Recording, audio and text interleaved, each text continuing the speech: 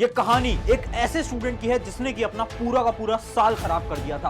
उसने बिल्कुल भी पढ़ाई नहीं करी थी और एग्जाम नजदीक आ गए थे। तब उसके सारे रिश्तेदार, उसके पेरेंट्स और इवन उसके दोस्तों ने भी उससे ये बोल दिया था कि तेरा तो कुछ नहीं हो सकता, तेरे मार्क्स तो कभी आ नहीं सकते और तेरी तो जिंदगी भी खराब हो गई है। बट उस स्टूडेंट ने अगले 7 दिन के अंदर एक ऐसी सिंपल स्ट्रैटेजी को फॉलो करा जिसकी मदद से उसने अपनी जिंदगी का सबसे बड़ा कमबैक हासिल करा। और जब उसके मार्क्स आए ना, तो वो सारे लोग जो उससे बोल रहे थे तेरा कुछ नहीं हो पाएगा, वो सब लोग चुप हो गए थे। सो हाय एवरीवन, मेरा नाम है Prashant, mentor of thousands of students. देखो, तुम्हारे भी मन में सवाल आ रहा होगा कि हमें भी हमारी जिंदगी का सबसे बड़ा कमबैक हासिल करना है, हमारे भी एग्जाम पास आ गए हैं और हमें भी अच्छे मार्क्स लाने हैं, बट पढ़ाई अभी तक करी नहीं है। आखिर ऐसे कौन से सीक्रेट स्टेप्स हैं जो कि उस स्टूडेंट ने फॉलो करे जिससे कि उसके इतने ज्यादा मार्क्स इंक्रीज हो गए?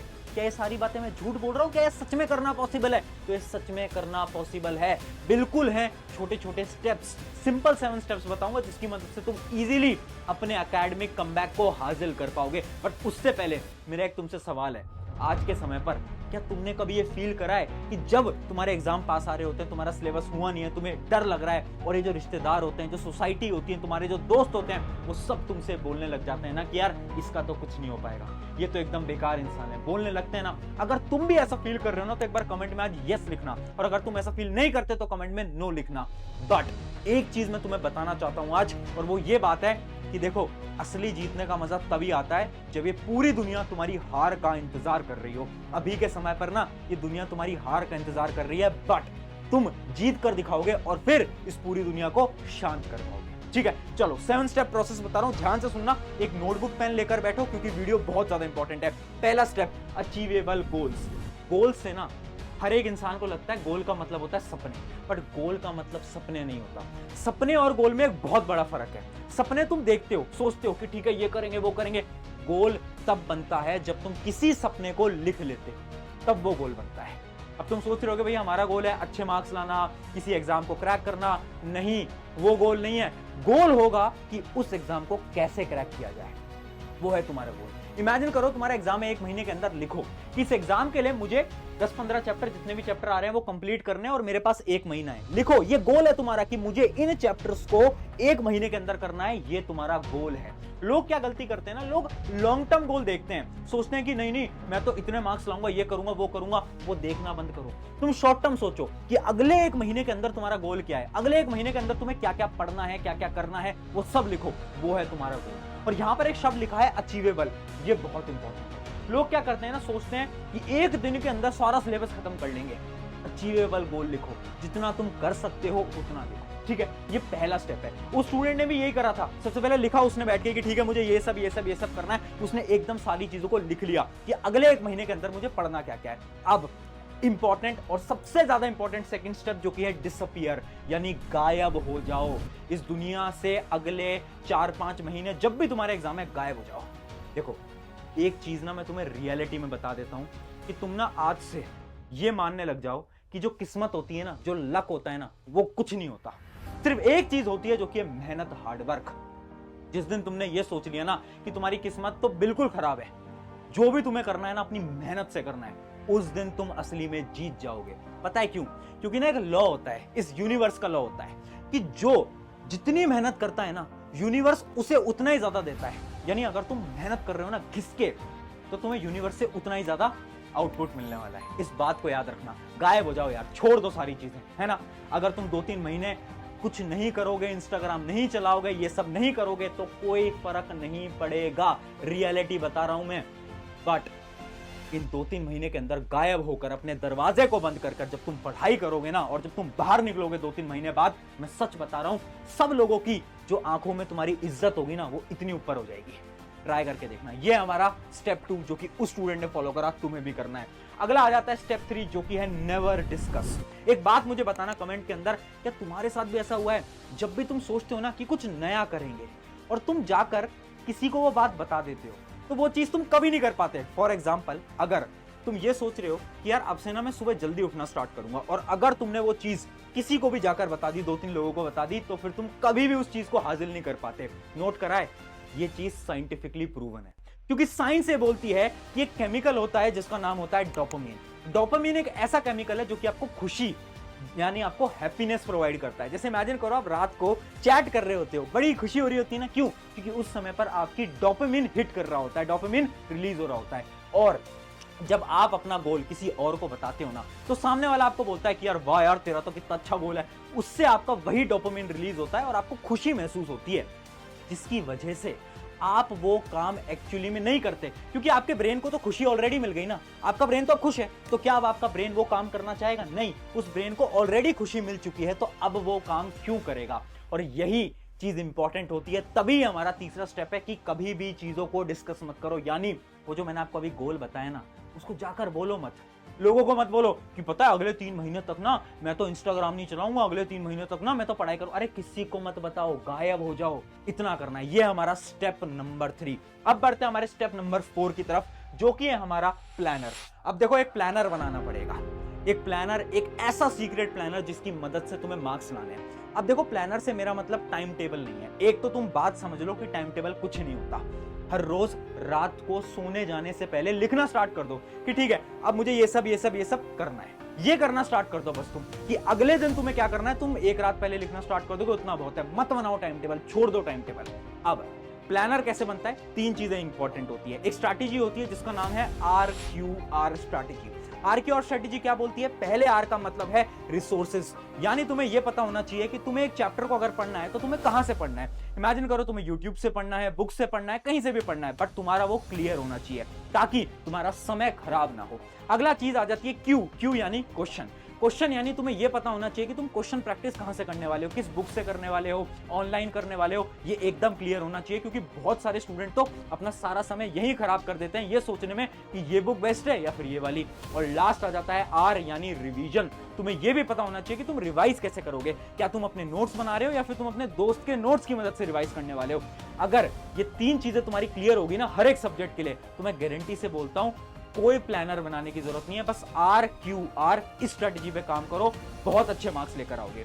अब बढ़ते हैं हमारे अगले स्टेप की तरफ, जो कि one of the most important step हो जाता है, जिसका नाम है स्मार्ट वर्क। देखो, आज के समय पर हार्ड वर्क से अकेले से काम नहीं चलेगा।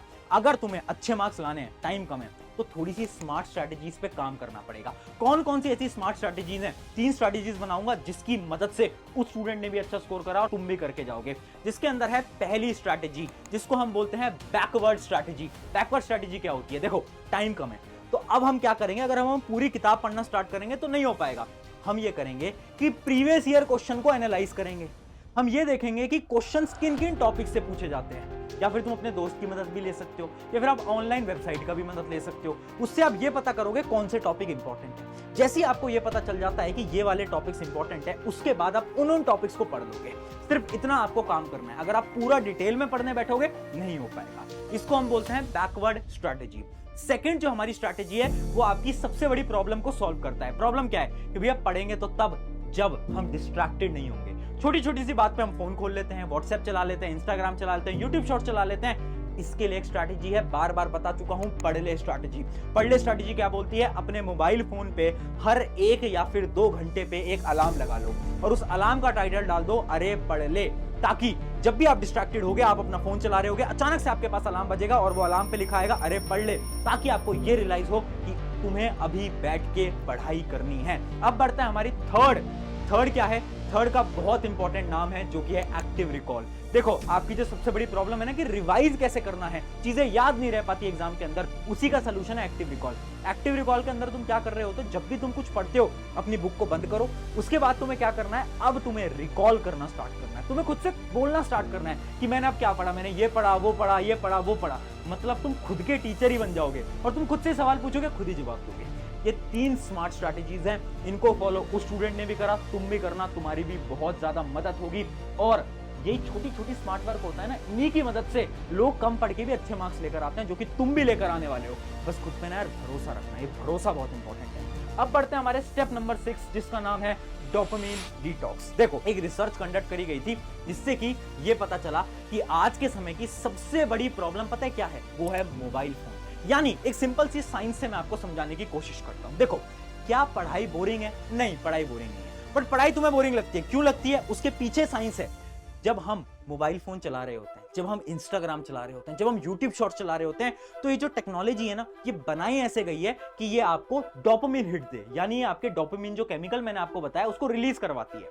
जब डोपामिन रिलीज होता है तो आप खुश होते हो, पर जब आप पढ़ाई करने बैठते हो तब तो कोई डोपामिन रिलीज नहीं हो रहा, यानी उस समय पर आप खुश नहीं हो पाते। इस वजह से आपको पढ़ाई बोरिंग लगती है। पढ़ाई एक्चुअली में बोरिंग नहीं है, बट क्योंकि आप मोबाइल फोन ज्यादा चला रहे हो, इस वजह से आपको पढ़ाई करना आज के समय पर बोरिंग लगने लगा है। इसका क्या सोल्यूशन है? जितना ज्यादा अपने मोबाइल फोन के यूजेज को कम कर पाओ उतना ज्यादा कर लो, सिर्फ अपने एग्जाम टाइम के अंदर। कैसे कर सकते हो? आप अपनी मोबाइल की सेटिंग में जाओ, आप ट्रैक कर सकते हो डेली कि कौन से ऐप पे आप कितना ज्यादा समय बिता रहे हो। तो आप देखो, क्या आप पढ़ाई वाले ऐप से पढ़ रहे हो या फिर आप ज्यादा समय सोशल मीडिया पे बिता रहे हो। अगर आप सोशल मीडिया पे ज्यादा समय बिता रहे हो, इसका साफ मतलब है कि कहीं ना कहीं आपको पढ़ाई बहुत ज्यादा बोरिंग लगने वाली है। इसी वजह से मैं बोलता हूं कि आप कम से कम समय दो अपने सोशल मीडिया पे और ज्यादा से ज्यादा समय दो अपने पढ़ाई पे या फिर पढ़ाई वाले एप्स पे। अगर आप इसको फॉलो करते हो, और इसी प्रोसेस को हम वैसे बोलते हैं डोपामिन डिटॉक्स, इसको फॉलो करोगे ना, ऑटोमेटिकली पढ़ाई में आपका इंटरेस्ट बनने लगेगा।